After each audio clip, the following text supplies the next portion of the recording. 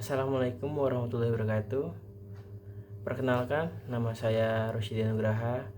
Saya dari Universitas Buana Perjuangan Karawang, Fakultas Teknik, lebih tepatnya di kelas TM22C.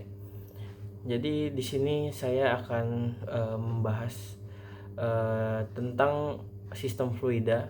Untuk memenuhi tugas sistem fluida, untuk mereview apa sih permasalahan-permasalahan yang berkaitan dengan sistem fluida. Di sini saya sudah membuat artikel review tentang sistem fluida yang berjudul pengaruh udara terhadap kenyamanan termal pada rumah di daerah tropis. Bisa kita lihat di sini. Di sini adalah beberapa hal yang mempengaruhi kenyamanan termal. Tapi kita akan mulai bahas pada artikel review ini dimulai dari pendahuluan. Di pendahuluan ini saya ada sedikit membahas tentang studi yang pernah dilakukan oleh beberapa peneliti. Studi ini tentang berbagai cara untuk mengevaluasi kenyamanan termal untuk mengetahui apakah lingkungan termal cocok untuk hidup yang nyaman. Dan di sini juga saya di pendahuluan, pada umumnya orang menghabiskan waktunya lebih dari 90% di dalam ruangan, sehingga mereka membutuhkan udara yang nyaman dalam ruangan tempat mereka beraktivitas. Oleh karenanya, kecepatan udara yang baik dalam ruangan sangat bermanfaat bagi mereka. Jadi di pendahuluan ini saya lebih memperkenalkan tentang kenapa sih kenyamanan termal itu perlu gitu. Dan di sini juga di pendahuluan saya mengaitkan dari mata kuliah sistem fluida, yaitu karena di dalam kenyamanan termal itu ada hubungannya berkaitan dengan aliran udara pada sebuah bangunan. Lalu di metodenya saya mereview dari beberapa penelitian yang sudah dilakukan sebelumnya.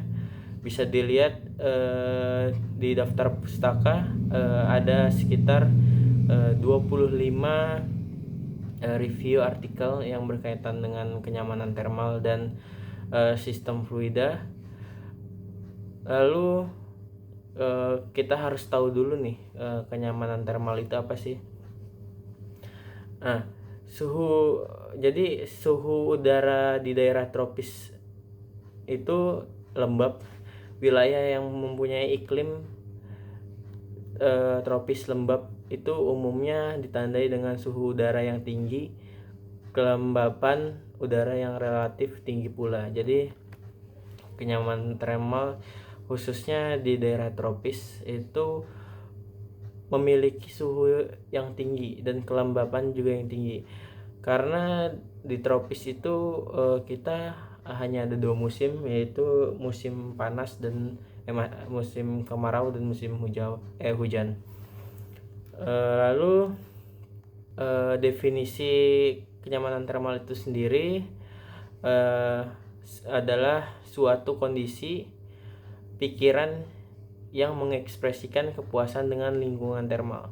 Jadi pada umumnya kenyamanan termal itu hanya sebuah penelitian tentang pendapat orang lain tentang di rumahnya tuh kerasa panas atau enggak, atau kurang nyaman tentang udara yang masuk, terus kepanasan lah bahasa umumnya gitu. Jadi dalam komunitas riset yang pernah dilakukan itu, kenyamanan thermal itu yang dapat diterima oleh manusia identiknya yang maksudnya khususnya di daerah tropis, tentang kepuasan dikaitkan dengan sensasi panas atau sedikit hangat, netral atau sedikit dingin. Jadi rata-rata orang-orang yang tinggal di daerah tropis itu kepuasannya sekiranya sedikit panas atau panas, netral atau sedikit dingin. Terus hasil dari pembahasan yang kita lakukan dari review, kita dapat simpulkan kenyamanan thermal itu dipengaruhi oleh beberapa faktor. Di antaranya karena desain yang menyebabkan radiasi sinar cukup tinggi. Karena di tropis itu ada musim kemarau, jadi otomatis matahari itu kalau ke daerah tropis itu lebih hangat dibandingkan daerah-daerah lainnya gitu ya. Terus sirkulasi udara yang kurang dalam bangunan, karena di daerah tropis juga udaranya itu relatif kecil gitu. Dan ketinggian kelembaban udara karena faktor iklim itu sendiri. Jadi menurut saya sih faktor utama dari kenyamanan thermal atau kurang nyaman thermal di daerah tropis itu sebenarnya faktor alam, faktor utamanya yang saya review, saya riset dari beberapa penelitian sebelumnya. Jadi usaha yang biasanya orang-orang di daerah tropis lakuin itu biasanya dia ngelakuin tindakan-tindakan adaptif dengan memberikan kontrol pada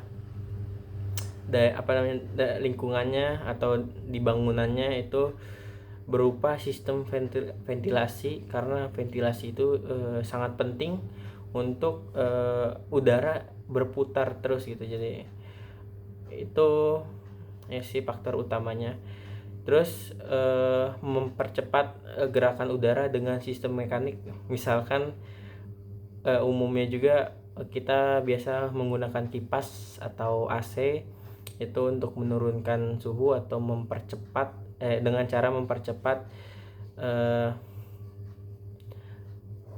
gerakan udara yang terjadi dalam ruangan. Terus cara lainnya itu menggunakan tirai pada bukaan-bukaan atau pada jendela-jendela, itu untuk mengurangi radiasi matahari langsung, agar tidak terjadi panas itu tidak masuk ke dalam rumah. Terus pada beberapa penelitian juga orang-orang yang di daerah tropis ini melakukan kontrol dengan menyesuaikan pakaian dengan kondisi iklim. Jadi ya biasalah kalau orang di daerah tropis itu hanya pakai kaos oblong atau ya pokoknya pakaian-pakaian yang nyaman yang nggak gerah gitu. Terus ini bisa saya simpulkan dari artikel yang saya review, untuk mencapai kenyamanan thermal yang diinginkan orang-orang di daerah tropis itu perlu dilakukan kontrol atau tindakan adaptif dari penghuni rumah itu sendiri atau penghuni orang-orang itu sendiri.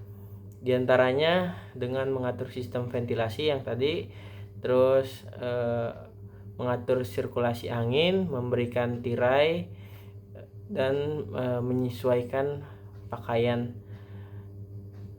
Terus juga disarankan untuk membuat desain perangkat shading matahari untuk meminimalisir panas radiasi. Ya, misalkan atap yang khusus untuk menahan panas dari radiasi matahari. Jadi pada artikel ini kita ketahui bahwa sistem fluida atau di sini aliran udara itu sangat penting, terutama untuk orang-orang di daerah tropis, khususnya di indoor gitu. Karena apa ya, bisa kita rasakan sendiri gitu. Kalau kita di rumah itu sering gerah atau sering kepanasan, itu mungkin bisa kita evaluasi, apa mungkin ventilasinya kurang atau kipasnya rusak atau AC-nya belum punya. Jadi ya yang paling apa ya, yang paling utama sih di sini yang sangat berpengaruh sih ventilasi dan mengatur pergerakan udara secara mekanik gitu. Mungkin cukup sekian review yang saya lakukan pada artikel review saya. Terima kasih. Wassalamualaikum warahmatullahi wabarakatuh.